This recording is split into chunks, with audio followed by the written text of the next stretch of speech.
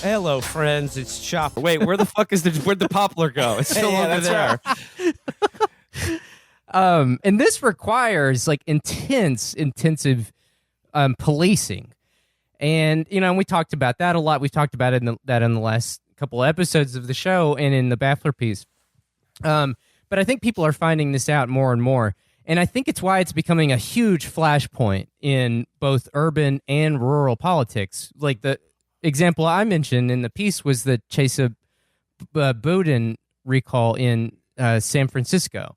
That like visible poverty and reforming policing and everything like that. This has become a huge flashpoint for like the reactionary liberal politic, and I think that it's tied in here because like they can't give people free housing. That's not what they do, and so it has to be policed. And obviously, the reactionaries have their own way of doing it, but the liberals can't just come out and say that.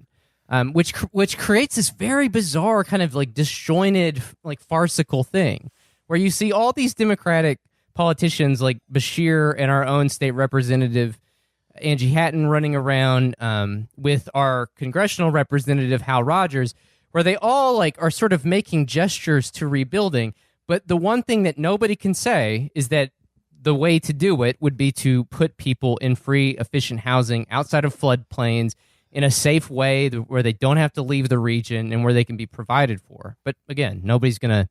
They can't do that. Yeah, I mean, you mentioned like this sort of the reaction to local police response, which is just like, oh boy, I wish a motherfucker would try to loot something. I can't wait, to round up these looters. And it's just like, from what you describe, it doesn't really sound like there's anything to loot. No, it's all under what? It's all under like oil drenched water. Like it's all, yeah. They act like there's this robust market for like waterlogged fucking shit from somebody's garage or something, and we got to put a stop to that. It's fucking ridiculous. It is weird. I looted a PlayStation 5 that I took out of someone's engine block that has been floating in front of my house. Yeah.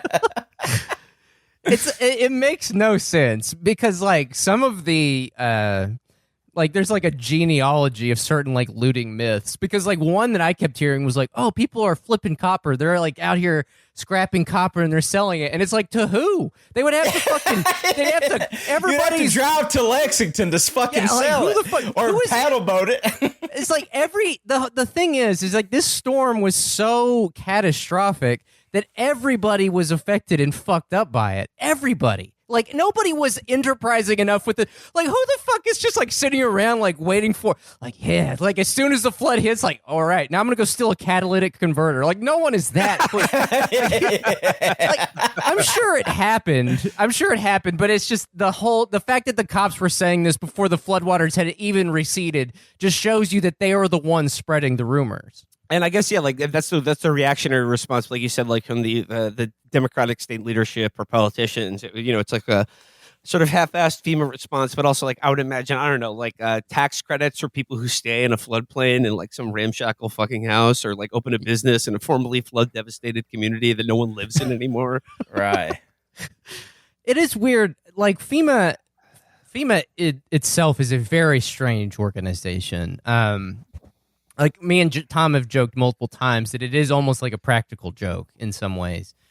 It seems designed to waste your time, which, and I don't know. Maybe somebody would get angry at me saying that. I don't know. Maybe it runs efficiently, but all of my interactions with it have disabused me of the notion that it exists to help people in any meaningful way after a disaster. Well, the idea, like the conspiracy theory about FEMA is that they're like, it's like a federal infrastructure that's just like when the order is given, they're just going to round everyone up and efficiently put them into camps. But it's just like, do you like your interaction with this organization? Do they seem that prepared to do that?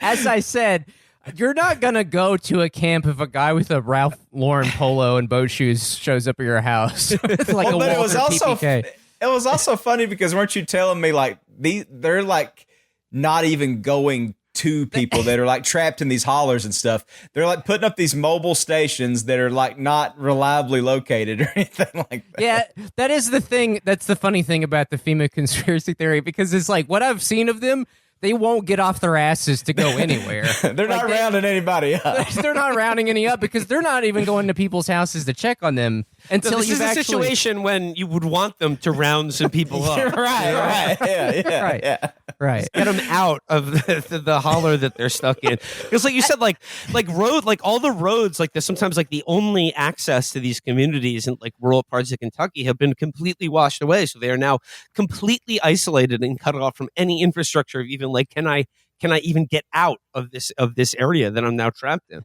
I have a friend. He's blind. He lives up a holler, and he's still cut off because his bridge broke. And they have to, and his dog was sick, and they had to take it to the vet. And so they literally had to put his dog on a raft and like ferry the dog over to the other side and take him to the vet. I mean, like, yes, that's just to illustrate that a lot of these places are still cut off. And actually, I have a funny FEMA anecdote before we move on. FEMA is set up in our town. They set up like a mobile, I guess like you could call it a hotspot. Like it's like a Wi-Fi network or whatever. But the funny thing about it is that it's password protected. Oh my God, you just lost everything. You're trying to contact your relatives and they're like, okay, X, capital J, lowercase W, K, 1, ampersand. Yeah.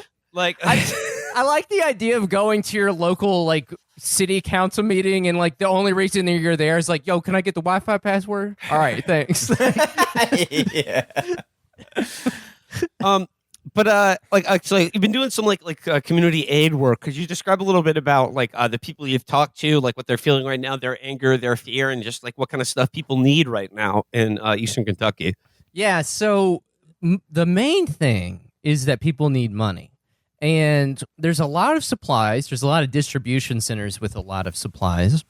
The politics around that has sort of started to become interesting as people are now accusing like drug users of, I don't know, taking advantage of the distribution centers. I don't know. It's so fascinating to me, again, how like class hierarchies get kind of reinforced during all this. Anyways, there are people that need supplies, but they can mostly get them from the distribution centers. What they mostly need is money. And so we've got like mutual aid funds set up like that. And I'm sure, I can send you guys the link and we'll put them in the show description. But we also need volunteers, because what I've started doing in the last couple weeks is like mucking out people's houses. And I really cannot describe how awful this is. I mean, a lot of the material that's been left in people's home. First of all, if you live in a trailer home, it's basically completely, as Tom was mentioning earlier, trailer homes, once they get any amount of damage, I mean, they're in my mom's and sisters and aunt's house, like the walls are already starting to bow. You know what I mean? It's just not even safe to be in there, like getting stuff. Like you need to get the shit and get out.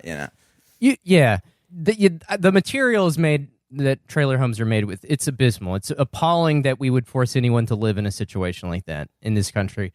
But we've been, to the extent that anything is salvageable in those homes, we've been trying to get them out and help those people. But the thing is, the protocol with a lot of this is like you have to go in, you have to shovel out all of this muck that is mostly chemicals like oil, gasoline, fecal, like shit, actual shit from like septic tanks, mud. Just the smells, Man. It's astonishing. It's absolutely astonishing.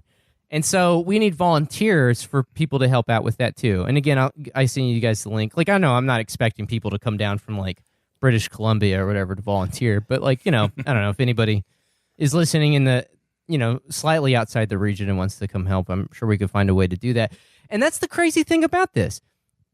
It is astonishing that, and I pointed this out in the early days of this, and then I felt bad because I was like, well, maybe I was too harsh on the National Guard and FEMA or whatever. But it's like, because you kind of you can talk yourself into that sometimes. Like, oh, maybe I'm being too ridiculous about this.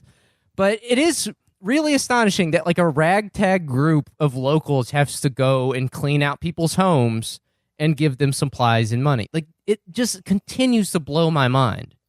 I don't know. I mean, I know all of the things we know about the neoliberal government and that it doesn't do anything or whatever, but it still is impossible for me to wrap my mind around the fact that, like me, someone who is not an expert in like gutting houses in any way, like that I would be tasked with helping people in something like this. It's really astonishing. I mean, like, Terrence, like you have a couple of points in your article where you say, like, you just got to laugh, like when you're confronted with the magnitude of these kind of problems. But Tom, in your interview, you mentioned that your mom was in the hospital when the flooding occurred. Yeah, so my mom doesn't even know yet. My mom's that's what I wanted to bring up, because you said like she was because of her condition, and she'd want to turn on the TV, and you'd be like, let's just stay away from the news channel. You don't have to worry about the fact that your house is gone now. Yeah, I'd be sitting there with her. She goes, God, I can't wait to get out of here and go home and sleep in my own bed. And I was like, yeah, about that. So, no, it is kind of funny in a dark way, but yeah, it's I don't know, man. There's just no absolutes in human misery, I would say. So I mean, might as well laugh about it. Yeah, about it a little bit. Absolutely. And I guess like in terms of like a vision of things to come for the rest of the country, and particularly in areas of the country where like capital is highly concentrated in very wealthy parts of the country. I mean, I asked you guys to come on a couple days ago after I read your Baffler piece, Terrence, but like almost the day after that, I'm staying in LA right now. I read about something called the atmospheric river that has the potential to be the greatest natural disaster in human history.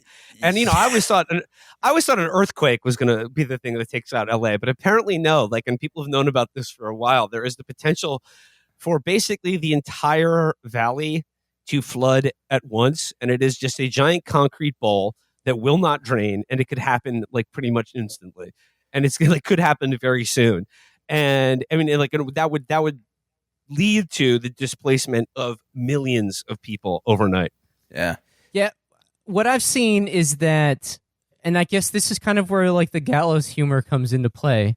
What I've seen is that no one cares. No one gives a shit. Like that would happen, and the Democrats would still probably be talking about rebuilding. We're going to rebuild. There's like 4 million dead and like 200 million displaced. We're going to rebuild. It's insane. I mean, like, it's like you said, Will. It's like we know it's not a matter of if, but when there's going to be a massive earthquake that like shelves like most of the Pacific Northwest off into the ocean, right? Like geologists have known this for years, and it's like, it could happen today or it could happen in 100 years, but like they know it's imminent. And it's crazy that we kind of get stuck in this, like, just thinking that, like, oh, well, that can never happen. I guess it's the same mechanism that helps us deal with, like, the fact we know we're going to die, right? Like, if it feels like it's far enough down the road, we can just kind of kick the can a little bit. But, that shit would scare me now, reading that kind of stuff. I just think that, like, in a healthy society, one that's not built around the profit motive, we would have values that would want us to protect the environment, want to live in an ecosystem that is not trying to kill us at all times. And if it is, to use science and technology available to us to protect ourselves and to live efficient, happy lives, to where when we do go out, we're comforted and everything. But yeah, I don't know. Well, I mean, like, not to defend the profit motive or anything on Chapo Trap House, but you just think it's like almost suicidal in the way, because like even if you like take for granted like the long term viability of like the economic growth and the profit motive, you think like huge chunks of like urban centers and like large swaths of this country just being like fucking devastated, obliterated by natural disasters, and that having like no one prepare for it or do anything after it happens would seem to be somewhat antithetical to everybody continuing to make fucking money. Well, here's or what maybe I not. found. I mean, maybe that's the scary part. I mean, maybe it's actually no. You're absolutely right. Here's what I found: natural disasters, or again, whatever you want to call that, they are immensely profitable. And again, I know obviously, like Naomi Klein has pointed this out. There is the whole thing about disaster capitalism. But like the sort of minutia of disaster capitalism is what is blowing my mind. The fact that like I can sit and like, you can stare at a mountain of Colgate toothbrush. Like you have to imagine every time there's one of these things, they sit in their boardrooms at like Johnson & Johnson and like everything. They're like looking at like the fucking line go up every time there's like stuff like this happen.